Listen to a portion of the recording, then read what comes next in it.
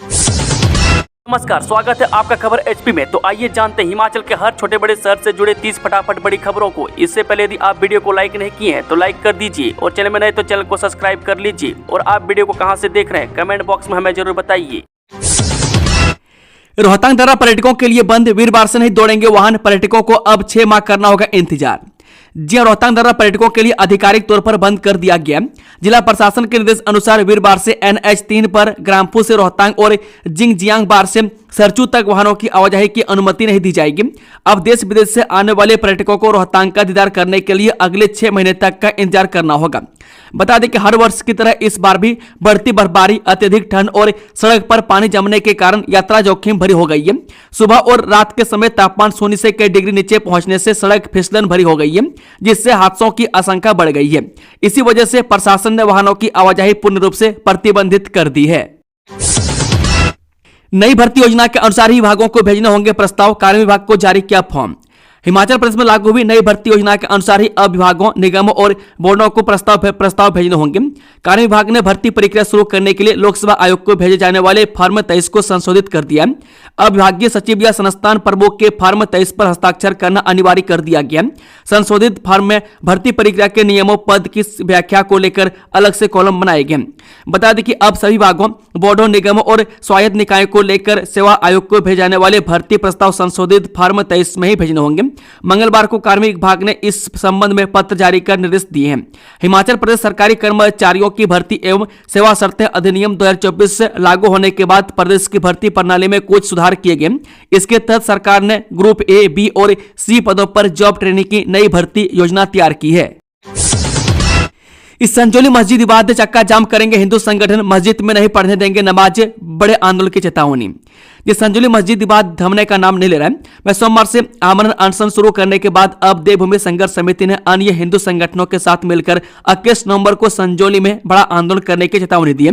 इसमें चक्का जाम करने के साथ ही संजौली मस्जिद में शुक्रवार की नमाज नहीं होने की चेतावनी दी गई है। आमरण अनशन के दूसरे दिन प्रदेश व्यापी आंदोलन के मद्देनजर प्रदेश भर से विभिन्न हिंदू संगठनों के पदाधिकारी संजौली पहुंचे और अपना समर्थन दिया। इसमें हिंदू रक्षा मंच के प्रदेश संयोजक कमल गौतम, विश्व हिंदू वाहिनी संघ, हिंदू रक्षा मंच और ब्राह्मण सभा के पदाधिकारी शामिल रहे। इसको लेकर जिला पुलिस और खुफिया एजेंसियां सतर्क हो गई है। बड़े स्कूलों के हिस्से में आएगा फर्नीचर, किताबें, खेल सामग्री, विस्तृत दिशा निर्देश जारी। जब प्रदेश सरकार ने शून्य नामांकन या 5 से कम छात्रों वाले सरकारी वरिष्ठ माध्यमिक विद्यालयों और उच्च विद्यालयों को डिनोटिफाई डाउनग्रेड करने के बाद इनके स्टाफ, रिकॉर्ड और बुनियादी ढांचे के प्रबंधन को लेकर विस्तृत दिशा निर्देश जारी कर दिए। शिक्षा सचिव की ओर से जारी निर्देशों को निदेशक स्कूल शिक्षा और जिलों के उपनिदेशकों को तत्काल प्रभाव से लागू करने को कहा गया। यह दिशा निर्देश सरकार की ओर से 8 और 14 अक्टूबर 2025 को जारी अधिसूचनाओं के अनुपालन में जारी किए गए। सरकार ने स्पष्ट किया कि फर्नीचर, किताबें, खेल सामग्री सहित स्टॉक आइटम बड़े स्कूलों के हिस्से में आएंगे। फर्नीचर, पुस्तकें, खेल सामग्री, वाद्य यंत्र जैसे स्टॉक की वस्तुओं को सबसे पहले उसी स्कूल में उपयोग किया जाएगा। यदि आवश्यकता हो, यदि वस्तुएं जरूरत से अधिक हो तो उन्हें उसी परिसर या कॉम्प्लेक्स में आने वाले अधिक नामांकन वाले जरूरतमंद स्कूलों में वितरित किया जाएगा। डिनोटिफाई डाउनग्रेडेड स्कूलों में तैनात शिक्षकों को नजदीकी उन स्कूलों में भेजा जाएगा जहां नामांकन अधिक है और जहां पढ़ाई के लिए स्टाफ की आवश्यकता है। हस्तांतरण सरकारी अनुमोदन के बाद ही होंगे। जिन स्कूलों में स्टाफ भेजा जाएगा वहां पोस्ट की शिफ्टिंग के लिए अलग प्रस्ताव तैयार करना होगा। स्टाफ समायोजन के बाद संबंधित पद भी उच्च नामांकन वाले स्कूलों में हस्तांतरित किए जाएंगे। समान रूप से मल्टीटास्क वर्कर, वाटर कैरियर की सेवाएं संबंधित स्कूल या उपनिदेशक के पास उपलब्ध रहेंगे और आवश्यकता अनुसार उपयोग में लाई जाएंगे। School record cluster senior secondary school में सुरक्षित रहेगा। एसएमसी शिक्षकों के नियमितीकरण पर हिमाचल हाईकोर्ट ने सरकार से मांगा जवाब। हिमाचल प्रदेश हाईकोर्ट ने मंगलवार को एसएमसी शिक्षकों के नियमितीकरण मामले में सुनवाई हुई। यह शिक्षक 13-14 साल से प्रदेश के विभिन्न स्कूलों में सेवाएं दे रहे हैं। इन्होंने अदालत से मांग की है कि जिस तरह से सरकार ने विद्या उपासक, पैरा टीचर और पीटीए शिक्षकों को नियमित किया है, उसी आधार पर एसएमसी शिक्षकों को भी नियमित किया जाए। अदालत को बताया कि इन शिक्षकों की नियुक्ति योग्यता के आधार पर की गई है और नियुक्तियों के समय पारदर्शिता बरती गई है। जेबीटी शिक्षकों की भर्ती से जुड़ा रिकॉर्ड आज हाईकोर्ट में पेश करेगी सरकार, जाने विस्तार से। हिमाचल प्रदेश हाईकोर्ट ने जेबीटी शिक्षकों के 50% पदों को पद्धति से भरने के मामले में राज्य सरकार बुधवार को रिकॉर्ड पेश किया। न्यायाधीश संदीप शर्मा की अदालत ने पिछले आदेश में जेबीटी शिक्षक के चयन से जुड़ा रिकॉर्ड अदालत में पेश करने के आदेश दिए थे। पहले इस मामले की सुनवाई मंगलवार को होनी थी, जो किसी कारणवश से नहीं हो सकी। याचिका में आरोप लगाया गया कि हिमाचल प्रदेश के प्रारंभिक शिक्षा विभाग में जेबीटी शिक्षकों के पद के लिए भर्ती एवं पदोन्नति नियमों के अनुसार सीधी भर्ती हिमाचल प्रदेश कर्मचारी चयन आयोग हमीरपुर के माध्यम से 50% और संबंधित जिले के प्रारंभिक शिक्षा उपनिदेशक के माध्यम से बैच वाइज आधार पर 50% के माध्यम से भरा जाना आवश्यक है। शिक्षा विभाग ने बैच वाइज कोटे में शारीरिक रूप से दिव्यांग कोटे के लिए दिए जाने वाले आरक्षण की अनदेखी करते हुए सीधी भर्ती के माध्यम से उक्त श्रेणी के पदों को 100% भरने की प्रक्रिया शुरू की है। हिमाचल विधानसभा के शीतकालीन सत्र में बेरोजगारी व पंचायत चुनाव सहित इन 4 मुद्दों पर सरकार को घेरेगा विपक्ष। हिमाचल प्रदेश विधानसभा के शीतकालीन सत्र में बेरोजगारी, आउटसोर्स कर्मियों की समस्याएं और पंचायत चुनाव जैसे मुद्दों पर विपक्ष सरकार को घेरने की तैयारी में। विधानसभा सचिवालय को 19 नोटिस और 633 प्रश्न प्राप्त हुए। वह सत्र 26 नवंबर से शुरू होगा, जिससे पहले 25 नवंबर को सर्वदलीय बैठक होगी, जिसमें रणनीति पर विचार किया जाएगा। स्कूल कैडर के 1404 लेक्चर के छिने सेवा लाभों को तुरंत बहाल कर राज्य सरकार समान लाभ देने का आदेश।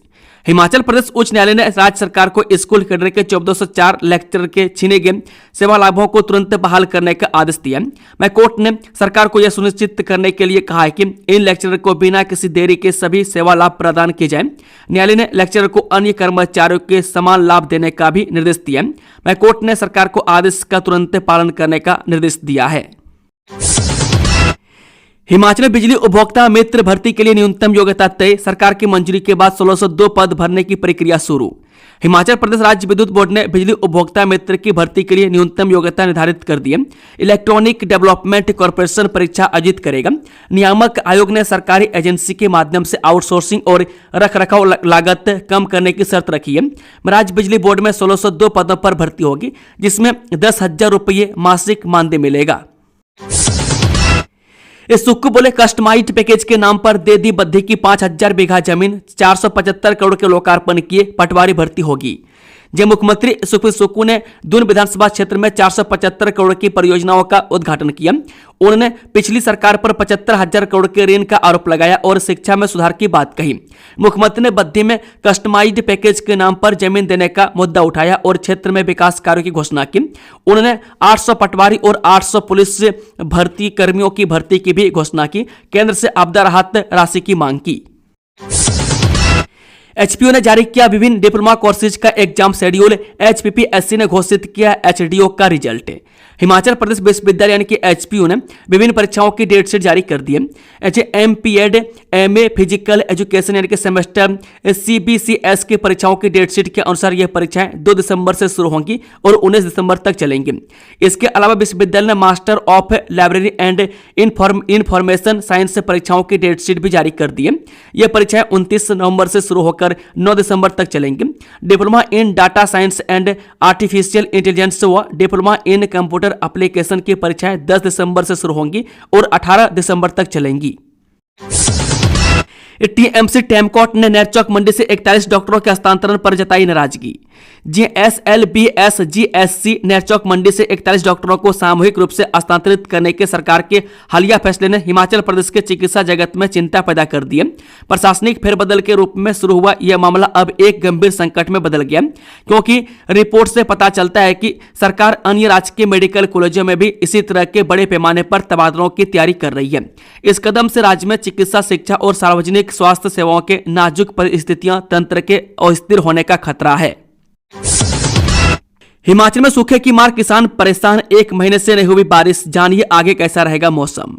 हिमाचल प्रदेश में पिछले 1.5 महीने से मौसम साफ चल रहा है। अभी पूरे नवंबर महीने में बारिश का कोई असर नहीं है। बारिश न होने के कारण पूरे प्रदेश में सूखा पड़ गया। इससे सबसे ज्यादा परेशान किसान हो गए।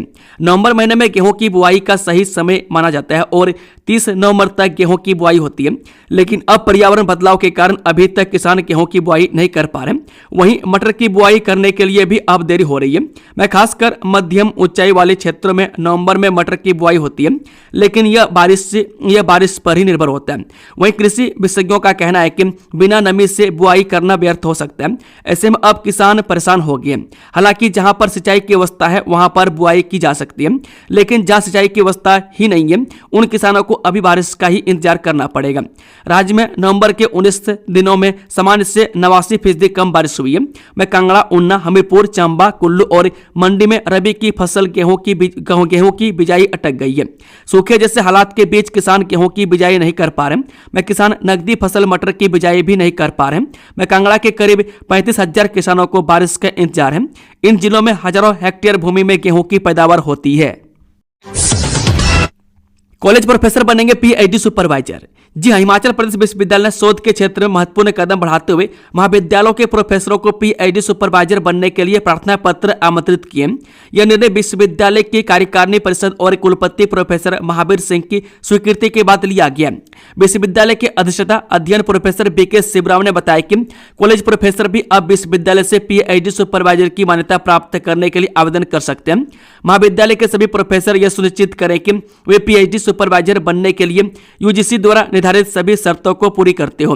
बता दें कि सभी प्रार्थना पत्रों को महाविद्यालय के प्रधानाचार्य और निदेशालय उच्च स्तर शिक्षा से स्थापित करवाना अनिवार्य होगा। महाविद्यालय के प्रधानाचार्य और निदेशालय उच्चतर शिक्षा द्वारा प्रति हस्ताक्षरित आवेदन पत्र विश्वविद्यालय के डीन ऑफ स्टडीज के कार्यालय में 29 नवंबर तक जमा या डाक से भेजने होंगे। मान्यता प्राप्त प्रोफेसरों को पीएचडी शोधार्थी का आवंटन विश्वविद्यालय द्वारा संबंधित विषय में उपलब्धि, रिक्तियों, प्रयोगशालाओं और आवश्यक आधारभूत संरचनाओं के आधार पर किया जाएगा। मुख्यमंत्री सुखबीर सुक्खू बोले, घोषणा के बावजूद केंद्र ने नहीं दिए 1500 करोड़ रुपये। जय मुख्यमंत्री सुखबीर सुक्खू ने कहा कि केंद्र सरकार हिमाचल के साथ भेदभाव कर रही है। उन्होंने कहा कि प्रधानमंत्री मोदी ने हिमाचल प्रदेश को आपदा राहत के तौर पर 1500 करोड़ रुपये देने की घोषणा की थी, लेकिन यह राशि अभी तक नहीं मिल पाई है। उन्होंने केंद्र सरकार से आग्रह किया है कि यह राशि जल्द दी जाए, जिससे प्रभावितों की मदद की जा सके। उन्होंने कहा कि प्रदेश में वर्ष 2023 में 23,000 घर नष्ट हो गए थे। इसी तरह 2025 में आपदा से हजारों लोग बेघर हुए। पहले केंद्र और राज्य की ओर से प्रभावितों को 1.5 लाख रुपये तक राहत राशि दी जाती थी, जिसे उन्होंने बढ़ाकर अब 7 लाख रुपये कर दिया है। पिरामिड स्कीमों का जाल फेंक सातिर कर रहे ऑनलाइन ठगी, सीआईडी साइबर सेल ने जारी की एडवाइजरी। ऑनलाइन निवेश के नाम पर धोखाधड़ी करने वाले गिरोह एक बार फिर सक्रिय हो गए। आम लोगों को करोड़पति बनाने का सपना दिखाकर ठगी की जा रही है। राज्य सीआईडी की साइबर सेल ने इस तरह की बढ़ती शिकायतों के बीच लोगों को सतर्क रहने की चेतावनी दी है। बताया गया कि ठग social media platform, WhatsApp group, Telegram channel, mobile app और फर्जी वेबसाइटों से आकर्षक ऑफर देकर लोगों को अपने जाल में फंसा रहे हैं। प्रधानमंत्री कृषि सिंचाई योजना के लंबित 58 करोड़ 75 लाख रुपये जारी, डिप्टी सीएम ने आभार व्यक्त किया। जी हां, डिप्टी सीएम मुकेश अग्निहोत्री ने दिल्ली में केंद्रीय जल शक्ति मंत्री सीआर पाटिल से शिष्टाचार भेंट की। बैठक के दौरान बताया गया कि हिमाचल प्रदेश के लिए प्रधानमंत्री कृषि सिंचाई योजना यानी कि पीएमकेएसवाई की लंबित 58 करोड़ 75 लाख रुपए की राशि जारी कर दी गई है। उप मुख्यमंत्री ने इस महत्वपूर्ण धनराशि को मंजूरी देने पर केंद्रीय मंत्री का आभार व्यक्त किया है। नेता प्रतिपक्ष बोले, बिहार में बोलेरो में फिट हुई तो हिमाचल में ऑल्टो में फिट हो जाएगी कांग्रेस। जी हां, पूर्व मुख्यमंत्री एवं नेता प्रतिपक्ष जयराम ठाकुर ने कहा कि वर्तमान कांग्रेस सरकार का 3 साल का जश्न गले से नहीं उतर रहा है। यह जश्न किस बात का मनाया जाएगा, इसको लेकर कांग्रेस के बड़े सारे नेता भी समझ नहीं पा रहे हैं। प्रदेश आपदा से जूझ रहा है। हिमाचल प्रदेश में डिजास्टर एक्ट लागू है, जिसका हवाला देकर मुख्यमंत्री द्वारा पंचायत चुनाव को स्थगित करने की कोशिश जारी है। इतनी विपरीत परिस्थितियों के बाद भी सरकार के लिए 3 साल के कार्यकाल का जश्न न जाने क्यों लाजमी है। इस साथियों ने डीसी शिमला के नाम से बनाए जाली व्हाट्सएप अकाउंट, वियतनाम के नंबर का इस्तेमाल, पुलिस जांच में जुटी। हिमाचल प्रदेश में साइबर अपराधों के हौसले बुलंद होते जा रहे हैं। अब ठगों ने शिमला के जिला उपायुक्त अनुपम कश्यप को अपना निशाना बनाया। मेडिसी के नाम पर तस्वीर का उपयोग करते हुए एक फर्जी व्हाट्सएप अकाउंट बनाया गया, जिसका स्क्रीनशॉट सोशल मीडिया पर तेजी से वायरल हो रहा है। जानकारी के मुताबिक जिस मोबाइल नंबर पर यह व्हाट्सएप अकाउंट रजिस्टर किया गया वह भारतीय नहीं बल्कि वियतनाम का है। छात्रों ने लोगों को भ्रमित करने के लिए व्हाट्सएप प्रोफाइल पर डीसी अनुपम कश्यप का नाम लिखा है और उनकी फोटो भी लगाई है, ताकि यह आधिकारिक और असली प्रतीत हो। खेतों में घुसकर गेहूं की फसल चर रहा था बेल, शख्स ने पहले डंडे से पीटा फिर चला दी गोली। जी हमीरपुर जिले के बड़सर उपमंडल के तहत वनी गांव में एक बेसहारा बैल को गोली मारने का गंभीर मामला सामने आया। एक व्यक्ति पर आरोप है कि उसने अपने खेत में गेहूं की फसल चर रहे बैल को पहले डंडे से पीटा और जब बैल ने पलटवार किया तो उसने घर से बंदूक लाकर बैल पर गोली चला दी। पुलिस ने इस शिकायत के आधार पर मामला दर्ज कर लिया। पुलिस यह जांच कर रही कि आरोपी के पास बंदूक का लाइसेंस था या नहीं और उसने किस स्थिति में गोली चलाई। मनाली लेह मार्ग आज से वाहनों के लिए बंद, जाने क्या है वजह। हिमाचल प्रदेश को लेह लद्दाख से जोड़ने वाली 430 किलोमीटर मनाली लेह सड़क वीरवार से आधिकारिक तौर पर वाहनों के लिए बंद हो जाएगी। वहीं बीआरओ ने लाहौल स्पीति प्रशासन को बरालच्चा दर्रे में सड़क पर ब्लैक आइसिंग जैसी खतरनाक परिस्थितियों से अवगत करवाया था। इसके बाद डीसी लाहौल स्पीति ने मनाली लेह मार्ग को बंद करने की अधिसूचना जारी की थी। अब यह सड़क अगले वर्ष मई जून में बर्फ हटने के बाद बहाल होगी। डीसी किरण भड़ाना ने कहा कि बीआरओ की सिफारिश के बाद सोमवार को अधिसूचना जारी कर दी गई थी। उन्होंने सभी यात्रियों से आग्रह किया कि अधिसूचना का पालन करें। सीएम सुक्खू ने अर्पित की पुष्पांजलि, बोले देश की प्रथम महिला प्रधानमंत्री इंदिरा गांधी के साहस की कोई मिसाल नहीं।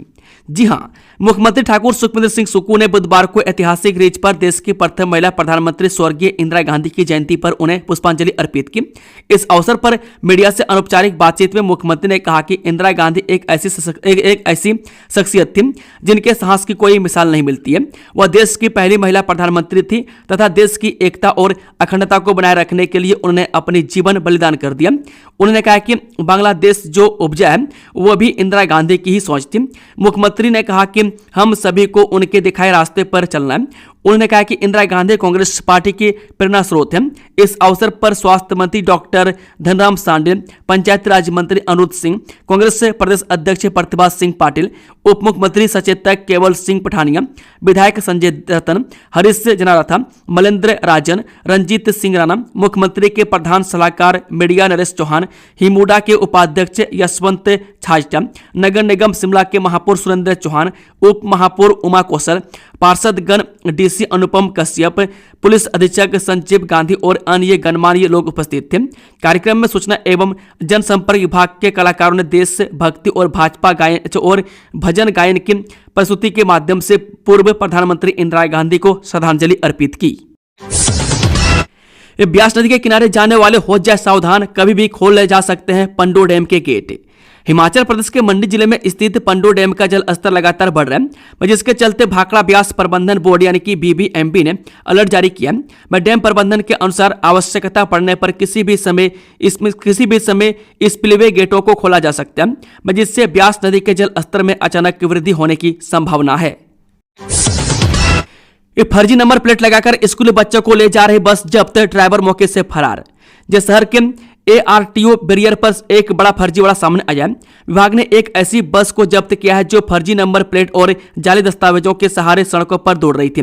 हैरानी की बात यह है कि यह बस चंडीगढ़ से स्कूली बच्चों को लेकर कसौली जा रही थी, जिससे बच्चों की सुरक्षा पर भी बड़ा सवाल खड़ा हो गया है। मंडी में नशे में टल्ली हेडमास्टर निलंबित, शराब पीकर सड़क पर धक्के खाते हुए आ रहे थे स्कूल। शिक्षा विभाग ने चयोट क्षेत्र के सरकारी स्कूल में तैनात मुख्य शिक्षक को ड्यूटी के दौरान शराब के नशे में पाए जाने के मामले में तत्काल प्रभाव से निलंबित कर दिया है। विभागीय आदेश के अनुसार निलंबन अवधि के दौरान शिक्षक का मुख्यालय शिक्षा खंड चौंतला 2 के खंड प्रारंभिक शिक्षा अधिकारी लड़भडोल के कार्यालय में स्थापित किया है, जहां उन्हें नियमित रूप से उपस्थिति सुनिश्चित करनी होगी। गौरतलब है कि मंडी जिला के चयोट क्षेत्र के एक सरकारी स्कूल का हेडमास्टर शराब के नशे में धुत होकर सड़क पर लड़खड़ाते का मामला हाल ही में सामने आया था। ग्रामीणों ने शराब में धुत शिक्षक का वीडियो बनाकर सोशल मीडिया पर वायरल कर दिया। हरियाणा का कुख्यात गैंगस्टर मनाली से अरेस्ट, ऑपरेशन ट्रैक के तहत पर्यटन नगरी से उठाया कई मामलों में संलिप्त। हरियाणा पुलिस के विशेष अभियान के तहत ऑपरेशन ट्रैक डाउन के तहत STF यूनिट पलवल ने एक महत्वपूर्ण कार्रवाई करते हुए नूंह जिला के कुख्यात बदमाश राहुल उर्फ धोलू को हिमाचल प्रदेश के मनाली से गिरफ्तार कर लिया। आरोपी पर 5,000 रुपये इनाम रखा गया था। आरोपी के खिलाफ हरियाणा और दिल्ली NCR क्षेत्र में कई संगीन मामलों में संलिप्त होने के आरोप हैं।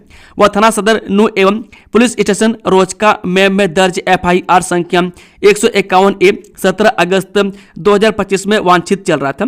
इसके चलते उसकी गिरफ्तारी पर 5,000 रुपए का इनाम घोषित किया गया था। एसटीएफ ने गुप्त सूचना और तकनीकी निगरानी के आधार पर उसे मनाली में दबोच लिया। राहुल का आपराधिक रिकॉर्ड अत्यंत चिंताजनक है और वह डकैती, यौन अपराध, अपहरण, हत्या के प्रयास और धमकी सहित कुल 7 मामलों में वांछित रहा है। सिर्फ कागजों में बन रहा 500 एकड़ का इथेनॉल प्लांट, आज तक नहीं लग पाई एक भी ईंट, कार्यप्रणाली पर सवाल। जी औद्योगिक क्षेत्र जीतपुर बेहड़ी में प्रस्तावित हिंदुस्तान पेट्रोलियम कॉर्पोरेशन लिमिटेड का 500 करोड़ रुपए का इथेनॉल प्लांट अब गंभीर अनिश्चितता के तौर पर गुजर रहा है। हिमाचल प्रदेश में लगने वाला यह पहला इथेनॉल प्लांट था, जिसमें प्रदेश सरकार को 250 करोड़ रुपए का निवेश करना था। भूमि चयन से लेकर उच्च स्तरीय बैठकों और निरीक्षण दौरों तक सारा काम पूरा होने के बावजूद आज स्थिति यह है कि प्लांट में एक ईंट तक नहीं लग पाई है। इस सुप्रीम कोर्ट की सख्ती, हिमाचल में रिजर्व फॉरेस्ट लैंड की होगी जांच, सुक्खू सरकार ने बनाई स्पेशल टीम। जी हां, आरक्षित वन भूमि यानी रिजर्व फॉरेस्ट लैंड के दुरुपयोग को रोकने के लिए सुप्रीम कोर्ट ने समय समय पर सख्त आदेश जारी किए। इसी कड़ी में बहुचर्चित TN गोदावर्मन तिरुमुल्लाद बनाम भारत सरकार मामले में सुप्रीम कोर्ट के एक आदेश के बाद हिमाचल सरकार ने अतिरिक्त मुख्य सचिव की अगुवाई में एक स्पेशल टीम का गठन किया है। इस टीम के गठन को लेकर अधिसूचना भी जारी कर दी गई है। सुप्रीम कोर्ट के आदेश के अनुसार राज्य सरकार की ये स्पेशल टीम हिमाचल में आरक्षित वन भूमि के विभिन्न बिंदुओं पर जांच करेगी। ये 3 साल से सुने पड़े हिमाचल के पहले एलिवेटेड हेलीपोर्ट पर छाने वाली है रौनक, नए साल में उड़ान की आस। जी हां, 3 साल से सुने पहाड़ी राज्य हिमाचल प्रदेश के पहले एलिवेटेड हेलीपोर्ट पर अब रौनक बढ़ने के आसार हैं। यहां DGCA से उड़ान की अनुमति मिल चुकी है। सुरक्षा कारणों से अनुमति अरसे से लंबित पड़ी थी। इसके साथ ही यहां हवाई सेवाओं की शुरुआत की संभावना बलवती हो गई है। उल्लेखनीय है कि संजौली में हिमाचल प्रदेश का पहला 3 मंजिला एलिवेटेड हेलीपोर्ट स्थापित किया गया। राज्य में जयराम ठाकुर के नेतृत्व में भाजपा सरकार के समय 18 करोड़ रुपए से अधिक की लागत से यह बेहतरीन हेलीपोर्ट बनाया गया था। इसका मकसद आपात स्थितियों में रेस्क्यू ऑपरेशन और हेल्थ इमरजेंसी में उड़ान के लिए है। यह एलिवेटेड एयरपोर्ट राजधानी शिमला के समीप संजौली ढली बाईपास रोड पर चलौंठी एरिया में बना है। इसके संचालन के रास्ते में सबसे बड़ी बाधा सुरक्षा कारणों से अनुमति मिलने को लेकर थी। मैं DGCA यानी director general of civil aviation ने सुरक्षा कारणों का हवाला देते हुए इसके संचालन की मंजूरी नहीं दी थी, लेकिन अब यह मंजूरी मिल गई है। धर्मशाला में 14 दिसंबर का T20 बना उम्मीदों का केंद्र, पर्यटन और व्यापार को मिलेगा बड़ा बूस्ट। जी हां, HPCA स्टेडियम धर्मशाला में 14 दिसंबर को भारत और दक्षिण अफ्रीका के बीच होने वाले T20 अंतर्राष्ट्रीय मुकाबले को लेकर शहर में उत्साह अपने चरम पर है। मैच न सिर्फ क्रिकेट प्रेमियों के लिए रोमांचकारी साबित होगा, बल्कि पर्यटन और स्थानीय अर्थव्यवस्था को भी नई रफ्तार देने वाला। मैच को लेकर पर्यटन कारोबारियों में एक उम्मीद जगी है। दोस्तों, खबरों का सिलसिला समाप्त होता है। अगर जानकारी पसंद आई हो तो वीडियो को लाइक, शेयर, चैनल को सब्सक्राइब जरूर से जरूर कर लें और कमेंट बॉक्स में अपना फीडबैक देना ना भूलें। Thank you, all the best. जय हिंद, जय हिमाचल, राधे राधे।